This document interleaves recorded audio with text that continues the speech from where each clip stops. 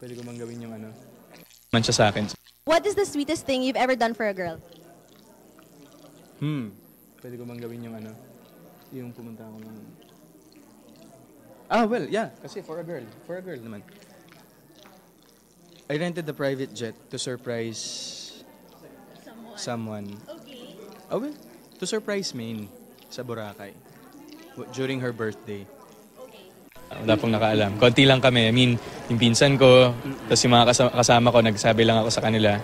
And then talagang I had to get a private plane kasi pag sa airport ako sumakay, baka maraming makakuha ng litrato, ma-preempt yung surprise. So, yun yung pinaka-safest. Sobrang enjoy. I mean, sa buong buhay ko, first time ko siyang ginawa.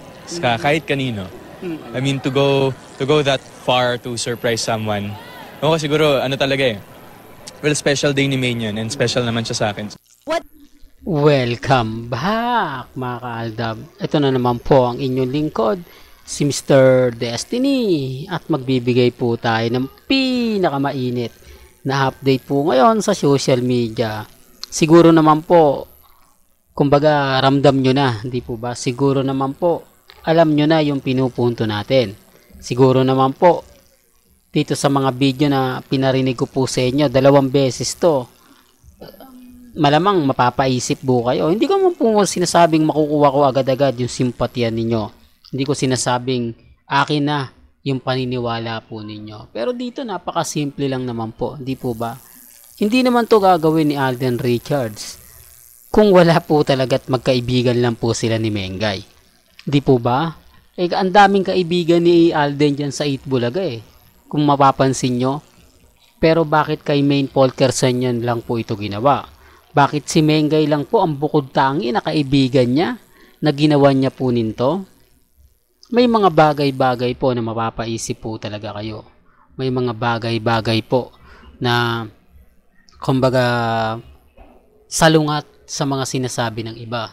Salungat sa mga pinapaliwanag po ng iba. Siyempre kapag ako talaga nagbigay ng update, bubusisiin natin yan. Kaya nga po yung iba sinasabing, ba't ganon? Ba't si Mr. Destiny talagang kumpleto pag nagbigay ng mga post, ng mga video, pero yung iba kinakat nila tapos sasabihin ganito, sasabihin ganyan. Samantalang wala naman dun sa video na sinabi nga po nila. Totoo naman po eh. Di po ba? Isasabihin nila yan para lang makakuha ng atensyon, para masabi na sila po yung updated at tayo hindi. Sila yung bida, tayo yung masama. Di po ba? Sinasabi ko lang po ito para lang po sa mga taong kumu-question sa mga pinapakita natin. Kumu-question sa mga sinasabi natin. Bagamat na mahirap talagang tanggapin ang katotohanan na marami po tayong resibo, marami tayong ebidensya. Kaya nga po hindi magawang kumbaga kasuhan yung mga taong nagsasabing walang relasyon si Mengay at si Alden. Di po ba? Mag-aarkila ka ng private plane para lang sa isang kaibigan. No, common sense lang po mga kaaldab.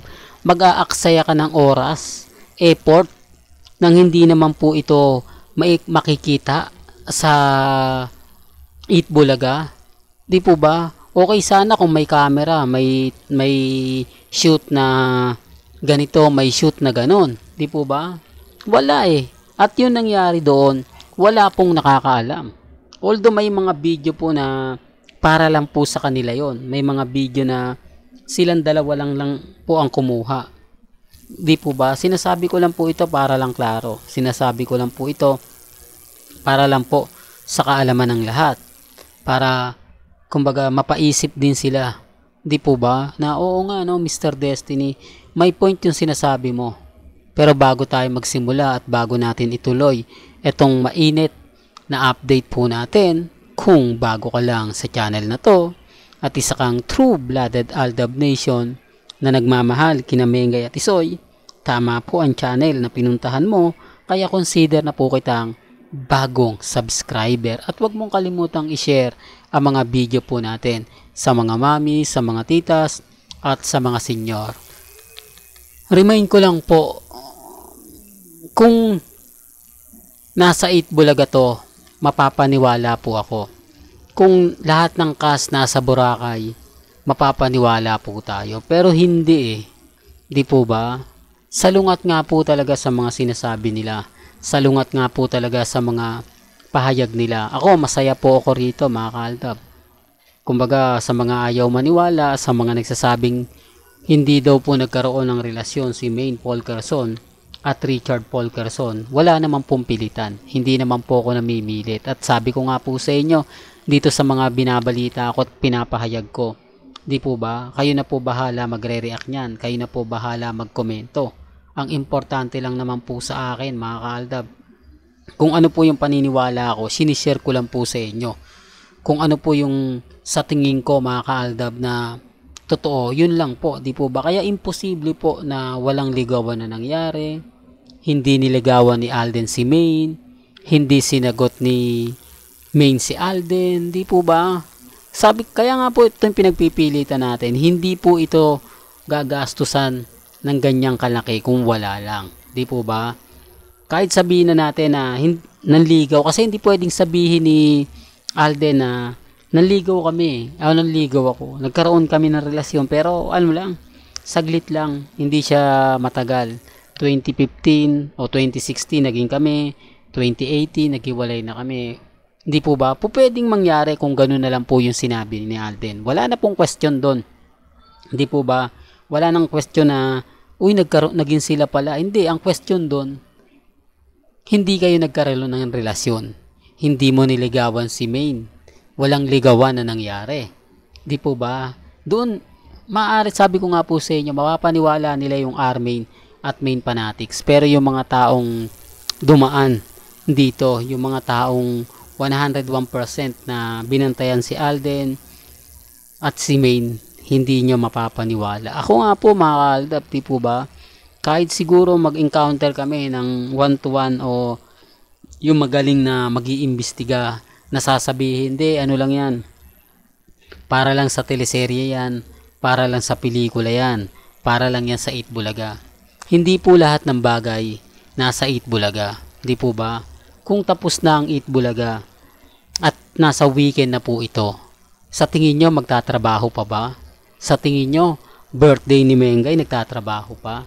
Siyempre pag tapos na yung work, iba nang usapan yun. Kumbaga si Alden na yung magde-decide noon, si Mengay na magde-decide noon kung ano. At bakit nga po ba kailangan pang magsalita ni Nanay Dab, magsalita ni Nikki, di po ba? At anong ginagawa nga po nila sa kasalang Maine Polkerson at Richard Polkerson ng mga panahon na yon, di po ba? Totoo naman po eh, kalye serye yon pero kumpleto pamilya. Bakit may prenup? Para saan yon? Yung photoshoot na yon, di po ba? Pero sabi ko nga po sa inyo, pag tayo nagbibigay ng update, sasabihin lang nila, nako, yung mga delulo na yan, ayaw pang tumigil, delulo na yan, ayaw pang sumuko, di po ba? Yun pa rin po ang maririnig po natin. Well, hanggang dito na lang po yung updates natin, mga kaalda ba? Kaya kung gusto nyo pa po ng pinaka-latest at sariwang update, abay tumutok lang po kayo dito po sa channel ni Mr. Destiny para updated po kayo sa mga latest at sa mga bagong video po na ilalabas po natin maya-maya lang. Hanggang sa muli, salamat po sa panonood at pakikinig.